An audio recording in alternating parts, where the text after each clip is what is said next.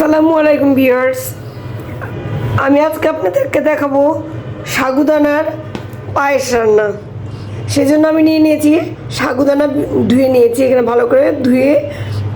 এটাকে এখন আমি পানি দিয়ে ভিজিয়ে রাখবো। এটাকে আমি ধুয়ে নিয়েছি, এখন পানি দিয়ে এটাকে ভিজিয়ে রাখবো।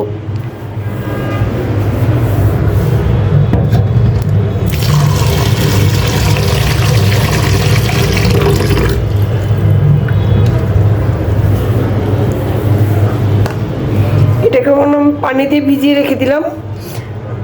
সাগুদানাটা ভেজা পর্যন্ত আমি অপেক্ষা করব। হ্যাঁ ভিউয়ার্স, আমি সাবুটা ভিজিয়ে রেখেছিলাম। এখন আমি এই যে চুলোর একটা পাত্র দিয়ে তার মধ্যে দুধ নিয়ে নিয়েছি। এখানে 1.5 লিটার দুধ, 1.5 লিটার দুধ জাল দিয়ে নিয়ে আমি শুকায় নিয়েছি। দেখেন, শুকায় দুধটা আমার ঘন হয়ে আসছে, দেখতেই তো পাচ্ছেন আপনারা। এখন আমি এটার মধ্যে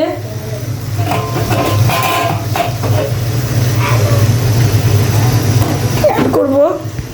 এই যে দেখেন, আমি সাবুটা ভিজিয়ে রেখেছিলাম, এখন আমি এই সাবুটা দিয়ে দিচ্ছি। দুধের দিয়ে দিচ্ছি পরিমাণ মতো চিনি। আপনার যেমন পছন্দ, যতটা মিষ্টি খেতে পছন্দ করেন ঠিক ততটাই চিনি দেবেন।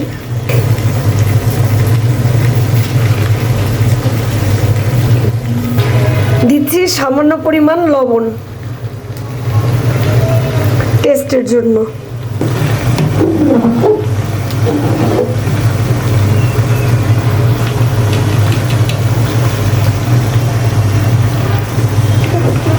পাত্রে দিয়ে দিচ্ছি 1 চামচ বাটার অয়েল। এর মধ্যে আমি দিচ্ছি কিশমিশ আর কাজু বাদাম, পেস্তা বাদাম।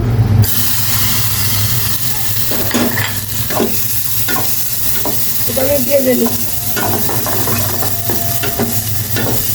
রান্না শেষে পরিবেশনের আগে আমি এইটা অ্যাড করব সেই সাবুর পায়েসের। আজকে আমি ম্যাঙ্গো ফ্লেভারের সাগুদানার পায়েস রান্না করেছি।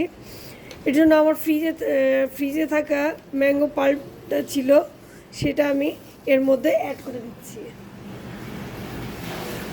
এটা অপশনাল, আপনারা চাইলে স্কিপও করতে পারেন।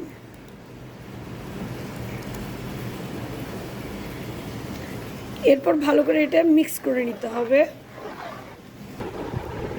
সবশেষে আমি পরিবেশনের আগে বাদাম এবং কিশমিশের মিশ্রণটি ছিটিয়ে দিলাম।